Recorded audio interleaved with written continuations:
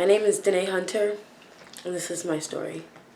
I grew up in a small town in Florida, and it was a predominantly white town when we first got there. And I remember being one of the only black kids in class, and I remember seeing all the other white kids, and hair was just a really huge thing for me because my mom would do my hair and it would often hurt. And, I would see these other kids and they just get a quick brush and then they're done and they just wear their hair down, where I had to go through this whole process. And I didn't really see other kids that looked like me. I only really saw, other white kids. So I wanted to be like them, which isn't fair. But that was the reality at the time. I wanted to be just like those other kids. I remember being upset because I didn't look like the other kids in class. My mom fought so hard to get me to accept myself and to love myself. And when I was about 7 or 8, she ended up relaxing my hair, and I remember just being so excited. I was so excited because I finally had the hair just like those other kids in class. I finally could wear my hair down and just straight, and I could look like the other kids. And I will say, at the time, the other kids weren't really saying anything, which is good. They weren't, because there was not really much to say.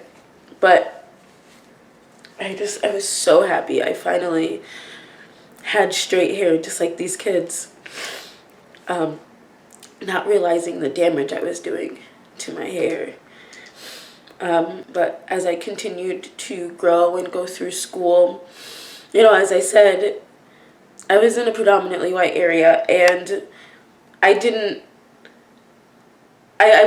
not ghetto. I wasn't quote unquote ghetto. I didn't have this ghetto talk that everyone perceives black people to have. And I remember being told by family members and even people at school, you talk like a white girl, or you don't act black, you're not black because you don't, act like a black person and all this. And I had no idea what it meant to act like a black person. I had no idea what it meant to talk like a black person. I just talked like how people talk. And it hurt. It hurt a lot because I was like, well, what do you mean? Like, I don't understand. I'm just doing and being myself. I don't know what you mean when you say you're not acting black, or you don't talk like a black person, you act white, you act like a white girl, or you talk like a white girl. It made no sense to me as a child. And it hurt a lot hearing these words, especially from family. It really hurt. Eventually, like I said, friends, it started with family saying this, and then eventually it went to friends also saying this. Saying, well, I don't consider you black because you don't act black, you don't talk black, so I just consider you like another one of my white friends. And like, what? What does that mean?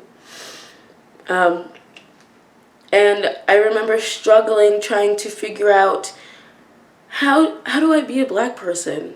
How do I act like a black person? How do I talk like a black person? And I struggled for a really long time, just as a child trying to navigate this, as a little kid trying to navigate this. It was such a struggle to the point where still I'm in this predominantly white, area, but the way that blacks are perceived, I was fed that. And so when I would try to find out, like, oh, how do black people act? How do black people talk? It was, oh, well, they talk ghetto and they, you know, are like, what's the word? Like I was basically fed the black stereotype, like stereotypical behaviors that black people do. And they were like, oh, they're ghetto, they're loud, they like to start things, just crazy stuff. And like, that's not how black people are at all. I remember being nervous to be around other black people that were like me, because that's what I was told by, and I should not have listened to these people, but that's what I was told when I would try to find answers of, well, what does it mean to like act like a black person and be like a black person? And I remember we ended up going to another church, and in the church that we went to was a predominantly, it was all black. It was an all black church. And I remember being so nervous to meet all these other black kids, which is so wrong. That is so wrong. There was no reason for me to be nervous meeting these other black kids. All for fear that, they were going to be ghetto and loud and try to start things, and that they too would also call me a white girl and tell me that I talk white and that I'm not black and all this other things and just be mean to me. And to have that going into meeting all of my black friends that I met at that church was so wrong. It was so wrong, because my friends were amazing people. They were all so amazing. I learned about who I was from these friends. I learned so much about what it truly meant to feel like I don't want to say appreciate, but I learned what it meant to accept myself and come into my own as a black person, and see that they're just like me too. We're all the same. There's no such thing as acting black or acting white. Like, we're all just acting like people. And it took me, going to a fully black area, basically going to a fully black church, to realize that these are lies that people are spreading about us. Because none of my friends were loud and ghetto. None of them started problems. None of them were like any of the stereotypes that are labeled on us. None of them. They were all, and they are all still incredible people. They're all friendly. They're so nice. They would give you the shirt off of their back. Every single one of them. Not once did I ever feel threatened, or not once did they ever tell me, oh, you're, this, or you're that, you're a white girl because you do this, or you're a white girl because you like that. Not once did they ever say anything like that to me. As a matter of fact, they were just like me. They were just like me. And this might have been maybe, I was still a child at this time, thankfully, learning this. I might have been in like 5th or 6th grade by the time we went there. And yeah, that was 6th grade. And there's more that happened in 6th grade. But before then, and I was still young, another thing I remember was we were in the car. I'll never forget this. My family and I, we were in the car, and we had some foster kids living with us. And I remember one of them said something about the N-word. But that's all they said. Like, I didn't know what they were talking about. They didn't say like the actual word, but I remember they said something about the N-word. And I was like, what N-word are you talking about? What N-word are you talking about? And then I remember I said the N-word. And I remember my mom was not happy that I said this word. And I remember when we got home and we got out of the car, her and my dad talked to me about how we don't say that word, and that's a bad word. But they never explained what this word was. And I remember hearing this word constantly, watching TV, but I had no idea what it meant. And then I said it, like I said, and I still had no idea what it meant. And I continued going through, elementary school not knowing what it meant until I did learn what it meant. And I didn't learn this until, again, around 6th grade, what it truly, truly meant. And up until that point, nobody had said anything like that to me. Thank God. Nobody said anything like that. But it wasn't until I got to middle school that I started hearing that. And I started being referred to as that. I remember one of the first instances of just prejudiceness I experienced was back in middle school again. My friend and I were on the bus, and we had just been, fooling around and whatnot, and acting like kids. And I remember getting into an argument with this other kid, this white kid, and he screamed at me, "Go back to Africa." And in the moment, thankfully, I had a backbone, and I remember screaming at him, "I would love to, at least we Africans are beautiful." And I remember I felt so good that I stood up to him and all of that. But after getting home and processing it, I remember I just broke down and cried because I didn't understand why he was so angry that he yelled at me to go back to Africa, which I'm not even from. I mean, I know, the whole African-American thing, but, I was born here in the States. I was born in New York. So, at the time, I was I don't understand. Thankfully, at the moment, like I said, I had this comeback, but it really hurt.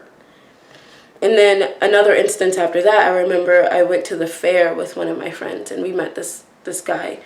And, we thought he was cute, and I ended up adding him on MySpace, and I remember talking to him.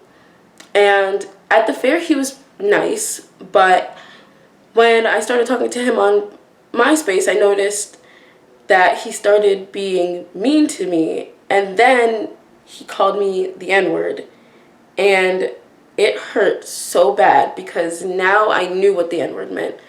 And I knew that it was not something nice. And it hurt so bad. And I remember telling my brothers, thinking that they would do something, but what are they going to do? There's nothing that they can do. And I was hurt. I was so hurt. And I didn't want to talk to any other boys after that. Because if that's how you feel, then I felt, maybe others feel the same way.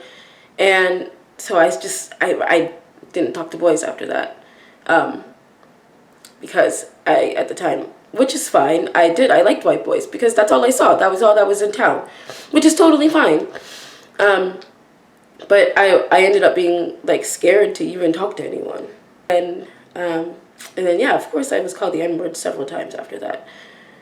Which sucked, but I learned from it, and I had to learn to brush those people off because that's not right, and they don't matter if that's what they're gonna do. If they're gonna sit here and call people the N-word solely for being black, for not doing anything to them, then what am I to do? So, and then as I grew and grew, I eventually started going, shopping and whatnot, and I would venture off by myself. And I eventually noticed that when I would go into stores, not often, but certain times, I would walk in and I would get stared down, and the entire time that I was in the store, I could just feel the eyes on me. And, I could walk around and I turn, and out my peripheral vision, I can see that this person is literally following me. And I'm not going to steal. I have money. Why would I come into your place to steal? No, I'm coming in here to shop just like other customers are. And yeah, what's sad is that's the same thing that's happened to so many of us, where we just walk into a store and we're followed. Or we're walking down the street and somebody will cross the street to avoid. That literally happened recently too, which is really sad because I know in another video I praised Los Angeles, and I still do praise Los Angeles because it's very diverse here. But recently, I remember I was walking home from school, and I have not mentioned this, at least I don't remember if I did, but I was going through depression, and I remember that I was having a really hard day that day. I don't remember what for, but I just remember that I was not in a good mood at all. You know, the weight of the world was already heavy, and I was walking home. I had a hoodie on. I did not have the hood on. I just had the hoodie on. And I was listening to, I don't remember exactly what I was listening to. I was listening to some music, and I was talking to my brother, I think, and, you know, telling him about how I was having a rough time and, you know, just looking to lift my spirits up. And as I was walking and listening to music, I had seen this woman. She was on the phone. I had seen her talking like from miles and miles away. I guess she didn't see me because like the way that the road was, it's spotty with like dark and light areas. But I remember as we got closer and closer, I completely stopped paying attention to her because there was no need to pay attention to her. I'm minding my business, listening to music and texting my brother. And all of a sudden I heard like flip-flops move really quick, and I remember I jumped because it scared me. And I remember looking up, and this woman had completely crossed the sidewalk and went into the road just to avoid walking past me. And I wasn't doing anything wrong. I wasn't suspicious. I had my backpack on, which, this is my backpack. I was walking with my backpack on, listening to my music, texting my brother, just minding my business, and this woman just completely crossed the street just to avoid walking by me. Which so many of us have that same story. So many of us have that story. We have the story of, like I said, being followed around the store. We have the story of getting into an elevator and seeing somebody move to the other corner, and they're like clutching their purse and they're looking at you nervously even though you've done nothing wrong but be black. We've all had the same story. We've all had the same story of having to be told what to do when we're stopped by a police officer, and how we need to keep our hands on the steering wheel, and we have to tell them, excuse me, can I please reach for my wallet and for my license and registration, and how we have to be calm and we have to speak to them nicely. All of these things. We all have this same experience. And I want to know why. Why do we all have the same exact experience? Why are we all continuously being followed, continuously being avoided? Why do we have to continuously be told how we have to act, you know, when we're a cop? And that literally instills fear in us. It literally instills fear in us when we are told how we have to act with these cops, because we don't know what could happen. You know, we could be at a regular routine traffic stop and be shot and killed for what? For what reason? I'll never forget, my brother was pulled over for whatever reason. I don't remember exactly why, but he was close to home and he was pulled over, and this officer was literally harassing him, just harassing him constantly. And my brother is complying with this officer, and he's saying, you know, I'm sorry, you know, I'm listening, like I understand. And this officer ended up arresting my brother. Thank God he only arrested him. But I remember being so scared and so nervous hearing this and wondering if something is going to happen to my brother. And that's not fair. That is not fair. I don't want to have to sit and continuously fear that when my brother gets pulled over, that he might not come home at all, that he's going to be the next hashtag, or that any of my family members will be the next hashtag, or even myself. It's so hard nowadays to turn on the news and see that continuously black men, women, and children are being shot and killed by these police officers. And then they get nothing. They get no repercussions. They get paid leave. They're allowed to keep their jobs. They're allowed to go back out and do the same thing to these other people. And I know that it's not only black people. That it's not only black people that they're doing this to. I know. But it's alarmingly high to the black community that they're doing this to. I don't want to see my family as a hashtag. I don't want to see any of my friends as a hashtag. It's not fair. It's not fair to see any of these lives as a hashtag. And then we have to sit and protest and fight for things to come, for justice to come their way. Because we all know, had that video not been posted, had that young lady not posted that video of that officer kneeling on George Floyd's neck, killing him right there, had that video not be posted, he would still be wearing that uniform. He would still be out here terrorizing people. He would still be out here killing unarmed, innocent black women and children. America has a real problem when it comes to police brutality. They have a real problem when it comes to the black community. They have a real problem with systemic racism. It is a real thing. I feel it. I see it constantly. I always see and feel it. And so do many, many others. And for what? The color of our skin? Something that we didn't get to choose? Our skin is not a threat. Our skin is not a threat. While it may seem like people are trying to start a race war, we're not. I promise you, we're not trying to start a race war. We just want equality. We want to be able to go out and buy a house and leave that house for our family for generations. We want to be able to go out and get jobs and work great jobs and not feel that we're going to be discriminated against because of our color, or to feel that we're not going to get this job solely because we have a black name. We have a black sounding name. We want to be able to go out and come home safely. We want to be able to get pulled over by an officer and still make it home. That's all we want. We just want to live the same American dream that you guys get to live. Is that too much to ask?